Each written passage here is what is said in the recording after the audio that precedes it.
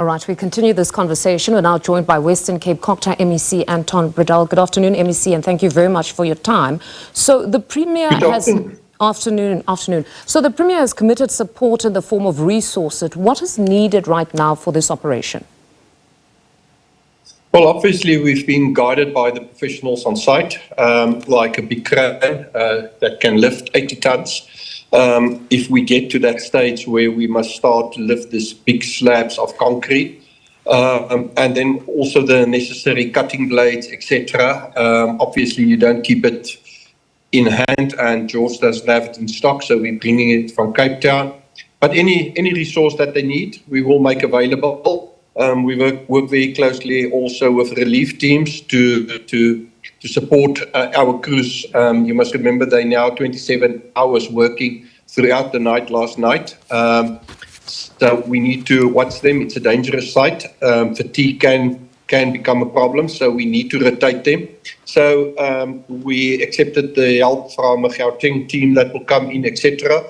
Currently, we're very thankful that after 27 hours, they found 2 people alive and they managed to get them out.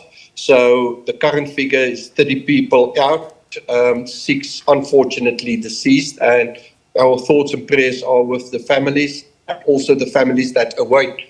There's still 45 people trapped, and the crews will work non-stop to try and get them out.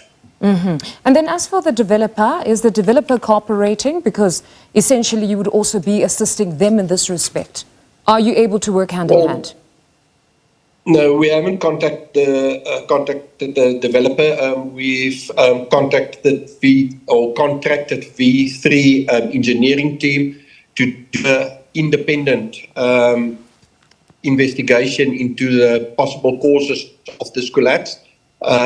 So they must do their work independently without fear of favor, and we will then deal with their report. Now, more information has come to the fore. The second briefing actually gave us a little bit more that this was a plan for the construction of 42 flats. What more do you know at this point? Well, it was 42 flats, approximately 1,238 square meters of land that's been covered, and 5 stories. We don't know the causes yet, and the engineers, the structural engineers, and SABC also got their own engineers. The Department of Labour is on site, and through all these sectors, they quite independent, and they will do the necessary investigation. And then we will deal with the consequences, and hopefully we will prevent any such incident in the future. This is the largest I've ever seen, and hopefully we can retrieve as many people alive as possible. Indeed, it is very devastating.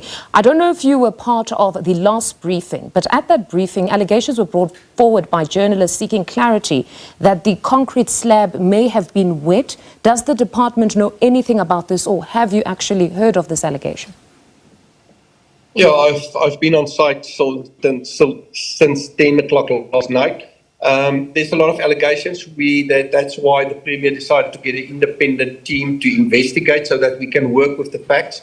We don't want to work with the rumours. We've also allowed the media closer access to the site so that they can monitor and watch the operations. We've got nothing to hide, and we just want to get to the truth and in future prevent any such incident. Now, we've been told that as per international standards, after 3 days, a search and rescue would be changed to a search and recover. What is the ability for the teams to work right now? Are you able to work with greater speed to make sure that it remains a search and rescue at this point? Yes, we've got over 200 people on site. Remember, you can only manage so much people on a site. There's over 200 currently. And obviously they will rotate and work in shifts, and there will be no stopping of this operation. And we also the necessary equipment if we then need to lift these big slabs and start to recover and move into a recovery mode, but that call will be made by the professionals after 36 hours. And then, MEC, just in closing, what support are you offering to the families? I'm sure they've been there since the early hours of the morning, very devastated. Is there any support that the department at this point or government is offering to these families? Are they being housed perhaps closer at this point? Yeah, myself and the Premier addressed them. They were not very happy that they felt that we could have communicated more often to them. We've put that measurement in place. But it's difficult because some of the people that we managed to get out, we not been able to identify the people. But we've got social services, correctional social development workers to support the families. We've got Gift of the Givers, Lion Club, a lot of NGOs supporting the people, the municipality making a place available at Town Hall, as well as mattresses and blankets. The community of George, it's incredible how they support the rescue workers as well as these families. But saying that, you must realize that it was the longest night in their lives, awaiting news, knowing that your family member, your father or husband being trapped. It's a very difficult and tense situation currently. Indeed. MEC, thank you very much for your time this afternoon. That was Western Cape Cogta MEC Anton Bredell.